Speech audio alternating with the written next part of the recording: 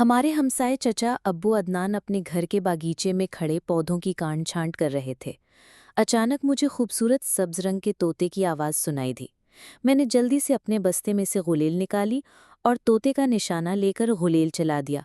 तोता उड़ गया। वो चचा अदनान के बागीचे की दीवार पर जा बैठा।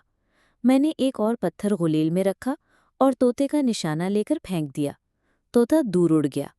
उसी वक्त मैंने चचा अदनान की चीख सुनी। वो करा रहे थे, आह आह। मैं सर पर पाँव रखकर भाग खड़ा हुआ। जब मैं घर पहुंचा तो जल्दी से अपने कमरे में घुस गया और दरवाज़ा बंद कर लिया। यकीनन पत्थर चचा अब्बू अदनान को जा लगा है और यकीनन उन्होंने मुझे देख भी लिया होगा। अब वो पुलिस में शिकायत करेंगे और पुलिस मुझे पकड़कर थाने ले जाएगी। मेरे घर वाले इस वाक़े से बेखबर थे। मैंने खुद को कमरे में बंद कर लिया और डरते डरते सो गया। मुझे बड़े डरावने और परेशानकुन ख्वाब नजर आते रहे। मैंने ख्वाब में देखा कि पुलिस हमारे घर आ गई है और उसने मुझे गिरफ्तार कर लिया है। मैं सहम कर नींद से बेदार हो गया। अगली सुबह मैं स्कूल गया तो गुज़श्ता दिन के वाक़े की वजह से खौफसदा था। मैंने अपने दोस्त हादी को तमाम किस्सा कह सुनाया। उसने मुझे मशवरा दिया कि मैं तमाम बात अपने मास्टर साहब को बता दूं। जब मैंने सारा वाक़या मास्टर साहब को बताया तो वो मेरी तरफ देखकर मुस्कुराए और बोले, फ़िक्र न करो बेटे, मैं इंशाल्लाह तुम्हारा मसला हल कर दूंगा। छुट्टी के बाद मास्टर साहब मुझे साथ लेकर चचा अब्बू अदनान के घर गए। मैं बड़ा डर रहा था। उनके घर पहुंचकर मास्टर साहब ने दरवाजे पर दस्तक दी। चचा अब्बू अदनान बाहर निकल आए। वो ज़ख्मी नहीं थे। उन्होंने मुस्कुराते हुए कहा, तशरीफ़ लाइए, खुश आमदीद।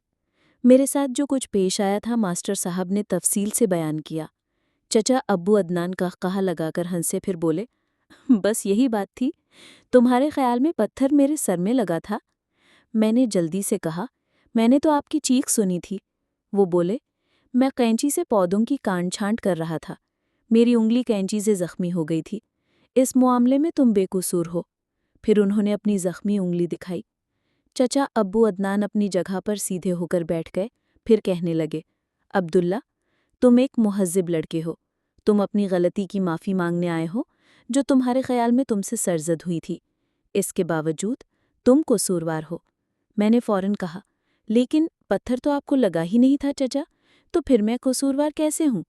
चचा अब्बू अदनान ने नरमी से कहा, मेरे प्यारे बेटे, खूबसूरत परिंदे बागों का हुस्न है। वो अपनी सुरीली आवाज़ों से हमारे कानों में रस खोलते हैं और अपने दिलकश रंगों से हमारे मिजाज को खुशगवार कर देते हैं। तुम अपने गुलेल से उन्हें क्यों मारना चाहते हो? फिर मास्टर साहब ने कहा, अब्बाद, ज़रा तसव्वुर तो करो कि अगर तुम्हारी गुलेली का पत्थर अब्बू अदनान या किसी और को जा लगता तो कितना नुकसान हो सकता था। मैं खामोश हो गया और अपनी गलती तस्लीम कर ली थी।